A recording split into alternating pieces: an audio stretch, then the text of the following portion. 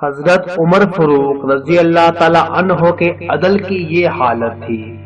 آپ کا انتقال ہوا تو آپ کی سلطنت کے دور دراز علاقے کا ایک چرواہا بھاگتا ہوا آیا اور چیخ کر بولا، لوگوں، حضرت عمر فاروق رضی اللہ تعالی عنہ کا انتقال ہو گیا۔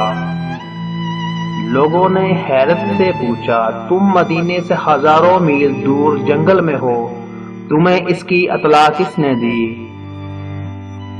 چرواہا بولا، جب تک حضرت عمر فاروق رضی اللہ تعالی عنہ زندہ تھے میری بھیڑیں جنگل میں بے خوف پھرتی تھی اور کوئی درندہ ان کی طرف آنکھ اٹھا کر نہیں دیکھتا تھا، لیکن آج پہلی بار ایک بھیڑیا میری بھیڑ کا بچہ اٹھا کر لے گیا۔